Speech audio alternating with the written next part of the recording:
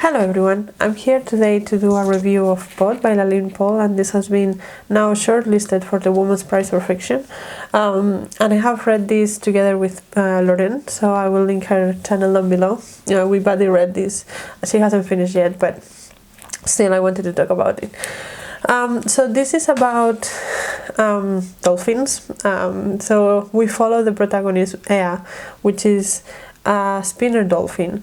And her pod has been moved from the beginning. We know that her pod has been moved from their home waters into somewhere else, and there are some conflicts going on, and so Ea decides to leave the pod, and then we see the adventures that she goes into outside of her pod. And as far as I understand, Ea is quite young, and she also has a disability, so that's partly why she leaves. It's like kind of it feels to me like the typical teenager rebellion kind of thing, and there are a lot of things also changing in the ocean. We can see pollution coming in, and there is also another dolphin that we meet that is called Google, that was in an aquarium, as far as I understand.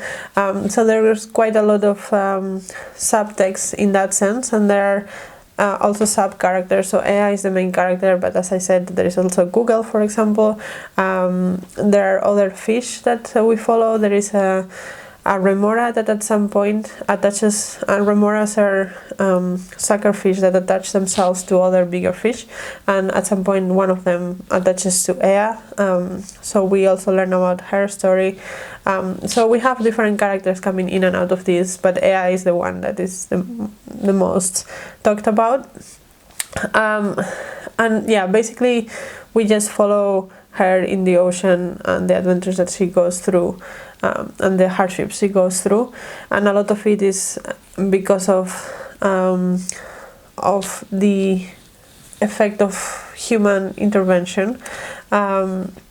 So things that I liked about this book, I really like that the characters are, the author clearly put a lot of research on dolphins and sea life, and the characters did clearly feel like dolphins. It's not often when animals are anthropomorphized, they do become like animals with fins, for example. In the case of dolphins, like Glory is a very good example of that, in which the animals were just like people, but just extra quirky. Here it's not like that. Here the author clearly tried really hard to make the dolphins really feel like dolphins, and I think she did a really good job of it, of trying to, for example, describe the feelings that they have when they spin and the clicks that they make to communicate, all those kind of things. She really tried to implement all of that into the characters' development. Sometimes at the beginning felt a little bit info dumpy in some parts, because of I could understand that the author just researched a lot about this, and she really wanted to include a certain aspect of it in the book, even though it didn't really fit in certain moments. So there was small info dump moments, but overall I think that the characterizations as animals was pretty good. There was one instance in which it didn't feel like that, and it's a small moment actually, but there is this Fuju fish and some other worrel, I think it's a wassail or something like that, or some other kind of fish, and they are talking, and the Fuju wants to open like a beauty salon or something in the middle of the coral, which felt weird.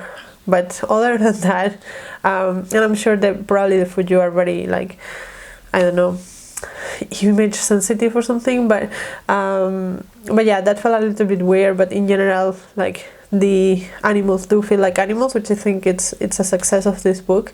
I also agree with the general messages that the book was getting at, with the pollution in the oceans and the chase and the domestication of dolphins and things like that. I think those were also good topics to explore, and I agree with her view on them. However, I don't think this book was particularly successful, because the characters mostly felt like they were just there so that she could give that message. Their storylines were very two-dimensional. The characters were very dimensional. The plot lines were very predictable and very cliche, and I think that's just because that was not the focus of the book. The focus of the book was to try to make this message go across, but yeah, like from a literary perspective, I don't think this was very successful. From a, don't want to say propaganda, but from a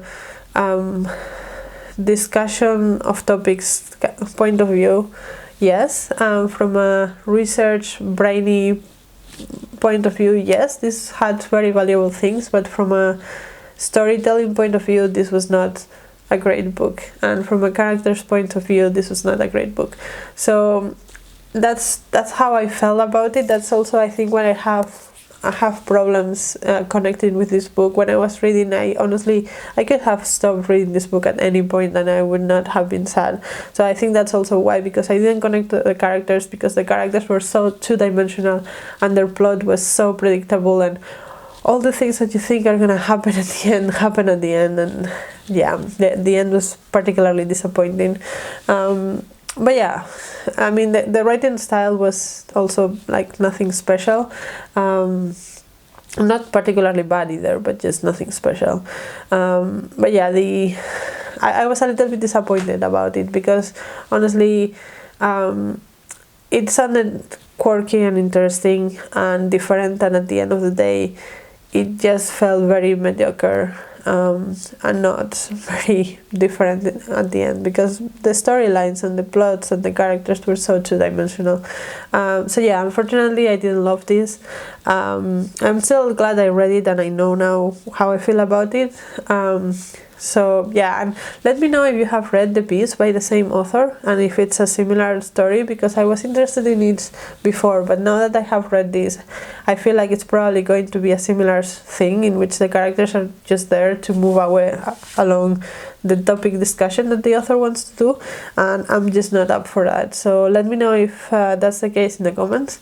But yeah, those are my thoughts on Pod by Laline Paull. Let me know what you thought, if you read it or if you want to read it, and until the next video, bye!